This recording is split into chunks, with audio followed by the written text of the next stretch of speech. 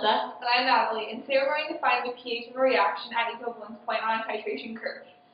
Today the problem we will be working on is, what is the pH at equivalence point for the titration of 750 milliliters of 0.072 molar benzoic acid with a 0.120 molar KOH solution? For our visual learners, we have a little doodle here of what a burette in a beaker of base and acid would look like.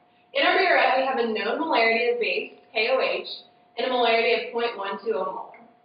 In our beaker of acid, we have 750 milliliters of 0.072 molar benzoic acid. At the equivalence point, the moles of base will equal the moles of acid. In order to find the pH at equivalence point, we first must find the amount of volume added to reach equivalence point. In our case, we need to find out how much KOH solution has been added. And we know at equivalence point that the moles of acid equals the moles of base. Okay, so first we start out by finding how many moles of acid we have. So we take the molarity of the acid, which is 0.072, and multiply it by the liters of acid, which is 0.75, giving you a total of 0.054 moles of acid. And at equivalence point, we know that moles of acid also equals moles of salt. So in order to find out how many milliliters of KOH was added at equivalence point, we start out with the moles of acid, 0.054. For every 1 mole of acid, there's 1 mole of base. And we take our molarity of base, which is 0.12, over 1,000 milliliters, giving you a total of 450 milliliters of base needed. So the total volume at equivalence point is 750 milliliters of acid plus the 450 milliliters of base, giving you a total of 1,200 milliliters. Alright, so our next step is going to be a Rice chart. R stands for reaction, I stands for initial concentration, C stands for change in concentration, and E stands for concentration at equivalence point. So our equation is going to be salt plus water gives us benzoic acid plus hydroxide, because salt is what's left in the beaker at equivalence point.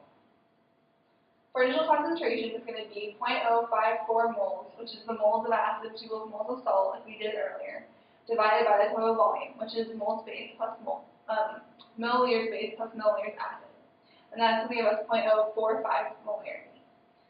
For both the acid and the hydroxide, the initial concentration is going to be 0 because they weren't present in the reaction before it started.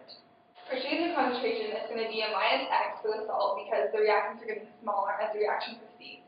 And for both the products, it's going to be a plus X and a plus X because they're getting bigger as the reaction proceeds.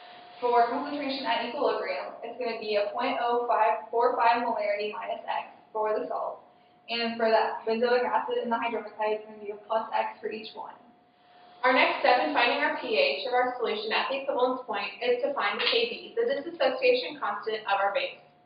To do this, we will use two knowns. First, our Ka for benzoic acid, which is the dissociation constant of our acid, 6.5 times 10 to the negative fifth, and Kw, the ion product constant of water, which is held constant at 25 degrees Celsius and is 1.0 times 10 to the negative 14. By taking the ion product constant of water divided by our Ka, our dissociation constant for our acid, we find our Kb, dissociation constant for our base, which is 1.54 times 10 to the negative 10. We can then use our Kb by writing a Kb expression to solve for a concentration of hydroxide. We use what we learned from our Rice chart, the concentration of our acid and our concentration of our hydroxide, which were both X, which gives us X squared, divided by our concentration of our salt, which we learned from our Rice chart, which was 0.05450 minus X. We know that this X is negligible, and to help us simplify, we can cross-multiply our Kb, our dissociation constant for our base, times 0.0450, and then take the square root to simplify for X. By simplifying for X, we find our concentration of hydroxide, which is 2.632 times 10 to the negative 6. Then we can use our concentration of hydroxide to solve for the pOH. We take the negative log of our hydroxide, our concentration, to find out that our pOH is 5.58. Then to find the pH of our solution, we can take 14 minus our pOH, which is 5.58, to find our pH of our solution, which is 8.42. Thank you for watching our video today on how to find the pH of a reaction at the equivalence point. We hope you learned something new today that you didn't already know. Thank you, Dr. Fry, for a great semester.